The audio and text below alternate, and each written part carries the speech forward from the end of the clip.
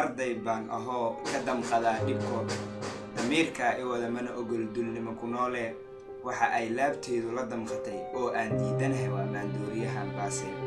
waxyadii uu dalku lahaa waa wada isticmaalayaane tacliin iyo dadnimo seeg arday taabuuda insaday diinaar uu nin leeyahay buu ii dhib la dawa joogaaye dawo ma lahan oo meel xun buu kugu dambaysiinay dabaarsiga intuu ku baro asaagaaga kaa reebaya adigoo saacad ka hor saartay ayaad saacaddaa xigtaa tabiye haddii aad weydo oo dani ku seegsiiso durba wax qabsamaysidee daroogadii aad barataa diidan tacabkiiye duni aadan arag iyo New York baad dabaashaad tiraahdaye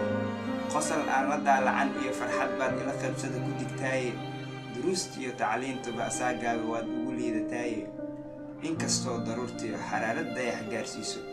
dib ayuu ugu shalayaa markuu faruuryaha ka dejiyaaye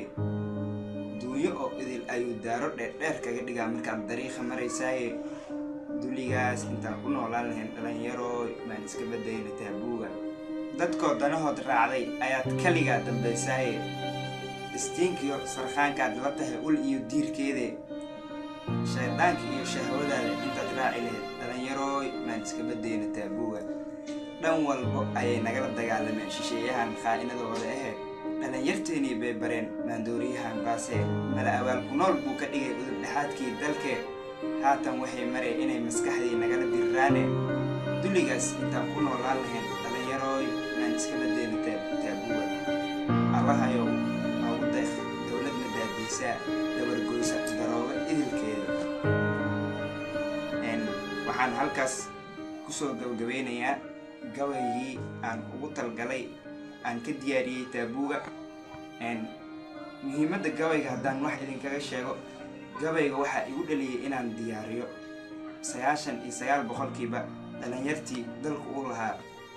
bahalkaas taabuuga la yiraahdo caadi ayuu la noqday markaas waa ani ahaan